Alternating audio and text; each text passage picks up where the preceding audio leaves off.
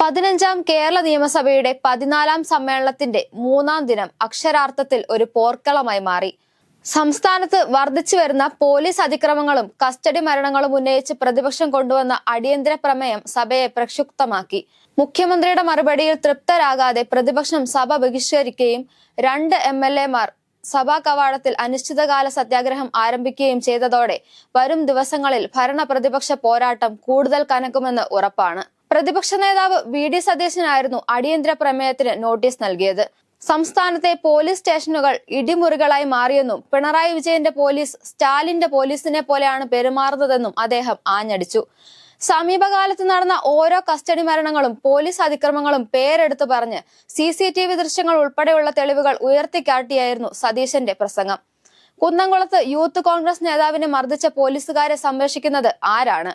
പരാതി നൽകാൻ പോകുന്നവർ ആംബുലൻസിലാണ് ഇപ്പോൾ തിരികെ വരുന്നതെന്ന് KK രമ പറഞ്ഞപ്പോൾ പ്രതിപക്ഷ ബെഞ്ചുകൾ ഒന്നടങ്കം കൈയടിച്ചു. മുഖ്യമന്ത്രി സ്റ്റാലിനാകാൻ ശ്രമിക്കരുത്, ഇത് ജവഹർലാൽ നെഹ്റുവിന്റെ ഇന്ത്യയാണെന്ന് സതീശൻ പറഞ്ഞപ്പോൾ ഞാൻ ജനിച്ചതും വളർന്നതും നെഹ്റുവിന്റെ ഇന്ത്യയിലാണ് എന്ന് മുഖ്യമന്ത്രി തിരിച്ചടിച്ചു. ഏകദേശം 45 മിനിറ്റോളം നീണ്ട മറുപടി പ്രസംഗത്തിൽ വെറും 5 മിനിറ്റ് മാത്രമാണ് മുഖ്യമന്ത്രി ഈ വിഷയത്തെക്കുറിച്ച് സംസാരിച്ചതെന്ന് പ്രതിപക്ഷം ആരോപിച്ചു. പോലീസ് സേനയിൽ ചില പ്രശ്നക്കാരുണ്ടെന്നും അവർക്കെതിരെ കർശന നടപടിയെടുക്കണമെന്നുമായിരുന്നു മുഖ്യമന്ത്രിയുടെ മറുപടി. എന്നാൽ കുറ്റക്കാരായ ഉദ്യോഗസ്ഥരെ സർവീസിൽ നിന്ന് പിരിച്ചുവിടാൻ തയ്യാറുണ്ടോ എന്ന പ്രതിപക്ഷത്തിന്റെ ചോദ്യത്തിന് മുഖ്യമന്ത്രി വ്യക്തമായ മറുപടി നൽകിയില്ല. മുഖ്യമന്ത്രിയുടെ മറുപടിയിൽ പ്രതിഷേധിച്ച് പ്രതിപക്ഷം സഭയുടെ നടുത്തളത്തിലിറങ്ങി മുദ്രാവാക്യം വിളിച്ചു. തുടർന്ന് VD സതീശന്റെ നേതൃത്വത്തിൽ സഭ ബഹിഷ്കരിച്ച് പുറത്തേക്ക് പോയി. സഭ ബഹിഷ്കരിച്ചതിന് പിന്നാലെ യൂത്ത് കോൺഗ്രസ് നേതാവിനെ മർദ്ദിച്ച പോലീസുകാരെ പിരിച്ചുവിടണമെന്നാവശ്യപ്പെട്ട് 2 പ്രതിപക്ഷ MLA-മാർ നിയമസഭാ കവാടത്തിൽ അനിശ്ചിതകാല സത്യാഗ്രഹം ആരംഭിച്ചു. ഇത് സർക്കാരിനെ കൂടുതൽ സമ്മർദ്ദത്തിലാക്കി. സംസ്ഥാനത്ത് അമീബിക് മസ്തിഷ്കജ്വരം പടർന്നു പിടിക്കുന്നതും മരണങ്ങൾ സംഭവിക്കുന്നതും തടയാൻ കഴിയാത്തത് ആരോഗ്യ വകുപ്പിന്റെ സമ്പൂർണമായ പരാജയമാണെന്ന് പ്രതിപക്ഷം ആരോപിച്ചു. ഈ വിഷയം സഭയിൽ അടിയന്തര പ്രമേയമായി ഉന്നയിക്കാൻ പ്രതിപക്ഷം നോട്ടീസ് നൽകി.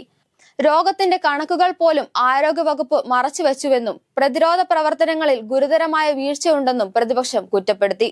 പോലീസ് അതിക്രമങ്ങളെക്കുറിച്ചുള്ള ബഹളങ്ങൾക്കിടയിലും ബജറ്റിലെ വിവിധ വകുപ്പുകൾക്കുള്ള ധനാഭ്യർത്ഥന ചർച്ചകളും നടന്നു. ആഗോള അയ്യപ്പ സംഗമം തടയണമെന്നാവശ്യപ്പെട്ട് നൽകിയ ഹർജി സുപ്രീം കോടതിയുടെ പരിഗണനയ്ക്ക് വന്നതും സഭയിൽ പരാമർശിക്കപ്പെട്ടു. ചുരുക്കത്തിൽ നിയമസഭയുടെ 3ാം ദിനം ഭരണ പ്രതിപക്ഷ പോരിന്റെ വേദിയായി മാറി.